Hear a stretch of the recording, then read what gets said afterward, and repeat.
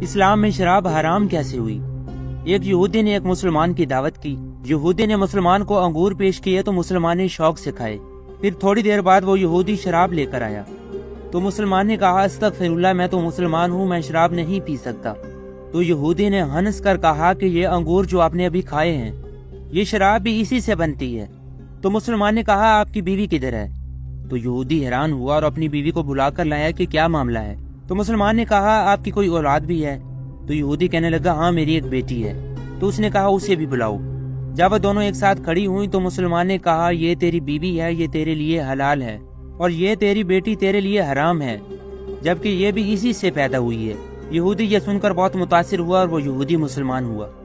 دوستو اب سنتے ہیں کہ شراب حرام کیسے ہوئی۔ جب حضرت نوح علیہ السلام نے اپنی قوم کو کشتی سے اتار لیا تو اس وقت اللہ تبارک و تعالیٰ کا حکم ہوا کہ اے نوح، جتنے تخم اور جتنے جڑیں آپ کے پاس ہیں وہ سب زمین میں بو دو۔ چنانچہ حضرت نوح علیہ السلام کو تمام قسم کی جڑیں اور تخم مل گئے، لیکن انگور کی جڑ نہ ملی۔ جب اللہ پاک کی بارگاہ میں عرض کی تو آواز آئی اے نوح، اس انگور کی جڑ کو شیطان نے چرا لیا ہے۔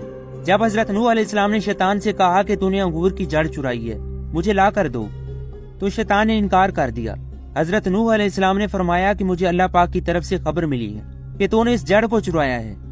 تب شیطان نے کچھ ہی دیر بعد انگور کی جڑ لا کر حضرت نوح علیہ السلام کے سامنے پیش کر دی، اور ساتھ میں ایک شرط بھی رکھ دی کہ جب آپ جڑ بو لیں گے اس جڑ کو ایک بار پانی آپ دیں گے اور 3 بار پانی میں دوں گا۔ حضرت نوح علیہ السلام نے قبول کر لیا اور پھر انگور کو زمین میں بو دیا۔ چنانچہ حضرت نوح علیہ السلام نے 1 دفعہ پانی دیا اور شیطان نے 3 دفعہ پانی دیا۔ شیطان نے 3 دفعہ یعنی لومڑی، شیر اور سور کو مار کر ان تینوں جانوروں کا خون اس کی جڑ میں دیا۔ اسی لیے جو شیریں انگور میں ہے وہ حضرت نوح علیہ السلام کے پانی دینے کی وجہ سے ہے، اور اس سے جو شراب بنتی ہے وہ ابلیس کے پانی دینے کی وجہ سے ہے۔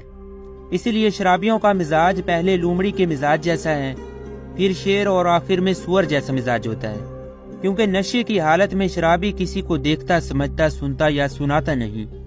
حضور پاک صلی اللہ علیہ وسلم کا ارشاد پاک ہے شراب تمام برائیوں کی جڑ ہے، اور ساتھ ہی پیارے آقا حضرت محمد صلی اللہ علیہ وسلم نے فرمایا کہ شراب پینے والا ایسا ہے جیسا کہ بتوں کو پوجنے والا۔